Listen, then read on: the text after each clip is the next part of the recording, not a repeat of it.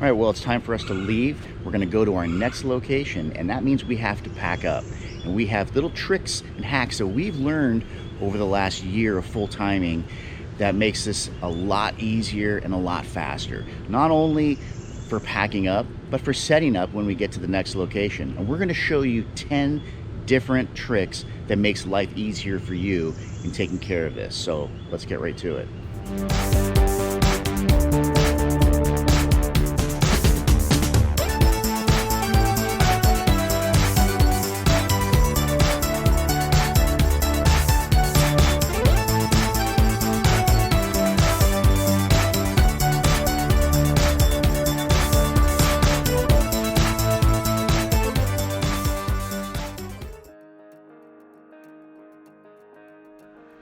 The number one rule to set up and break down is being well prepared. And the best way to be prepared is a checklist. Our checklist we have divided, setup, breakdown, inside, outside. And I went ahead and printed them, laminated them, and I use a dry erase marker so I can check things off as I go. Now, what you'll want to do is make sure to coordinate with your partner if there's someone helping you set up to make sure you can break these up in a way that makes sense. But what we do then is swap lists and check each other's work. So that means we're checking the list twice, just like Santa Claus.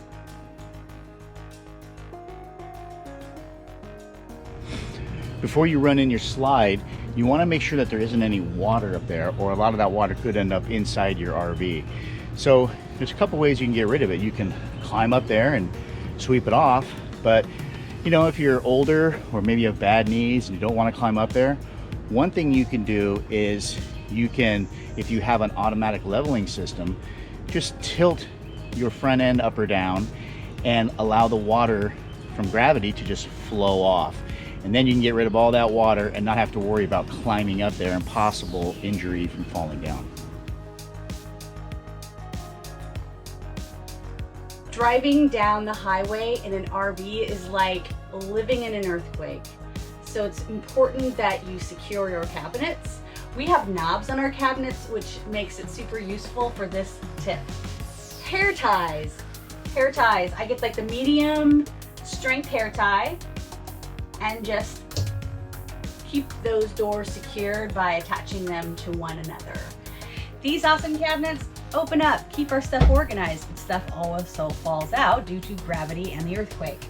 So what we've done is we've attached a command hook to the underside of the cabinet, which allows us to use that hair tie like this, and we put a second one on just for good luck.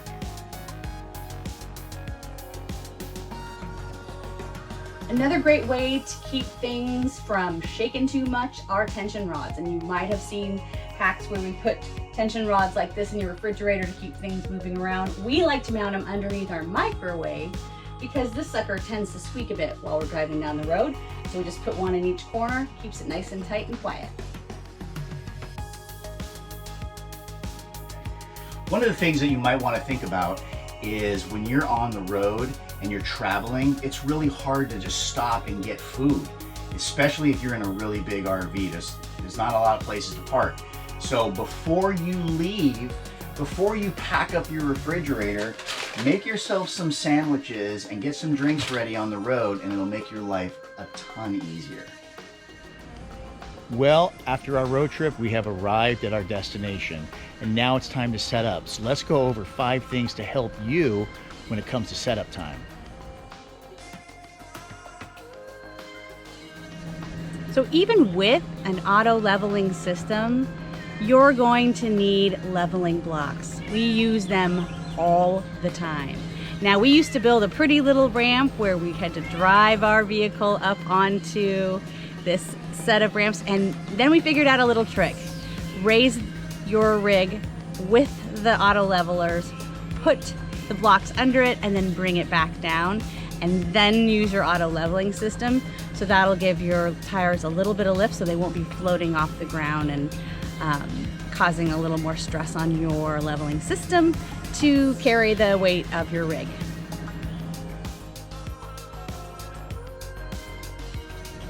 In order to protect your electrical equipment, You've probably seen maybe that at some places people cover their electrical pad. You're like, why do they do that? I'll tell you why they do that. If you have a surge protector, the connection from your surge protector to your line sometimes will get water in there. And if it gets water in there, that damage can happen to your plug. So, two things you can do. You can wrap the connection with black electrical tape, and that'll keep water from going in. Or, quick, easy, inexpensive hack, take a plastic bag and cover over your ped so that you can actually keep your electrical stuff dry. Now, in this particular case, it doesn't quite cover it, but in most cases it will. So that's two ways that you can keep water from actually getting into your equipment and ruining it.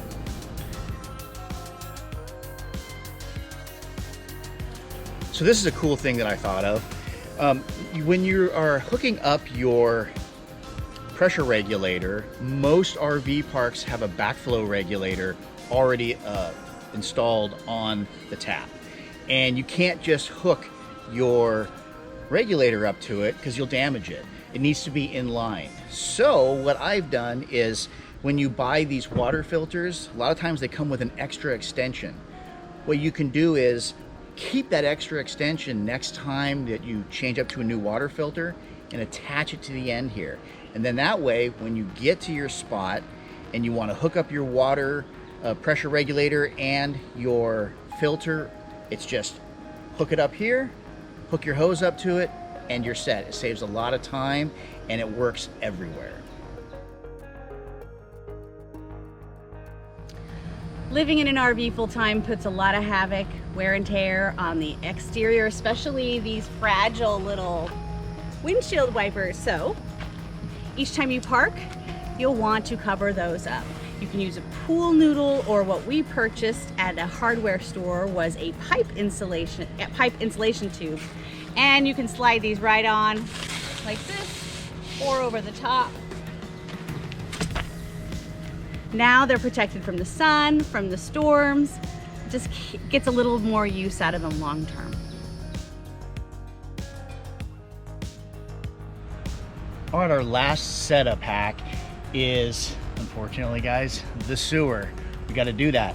So what we have here is a sandbag, and what this is good for is there's a lot of situations where either there are no threads on the sewer receptacle, or you just don't want to bend over and sit there, thread it on. So what you can do is you can just, and this also works when you're dumping at a dump station. What you can do is you can just set your hose down on there, take the sandbag, throw it on, and you're good. It's not going to pop up, no vapor is going to be released, and it's super fast. You don't have to thread it. All right, well, we're finished setting up. We are here in the hot and muggy Savannah, Georgia. The last and final thing to do, crack open a cold beer and enjoy the campgrounds. If you guys enjoyed this video, give us a thumbs up, subscribe to our channel if you haven't already, and shoot us a comment. We'd love to hear from you guys. And until next time, guys, we'll see ya. Bye.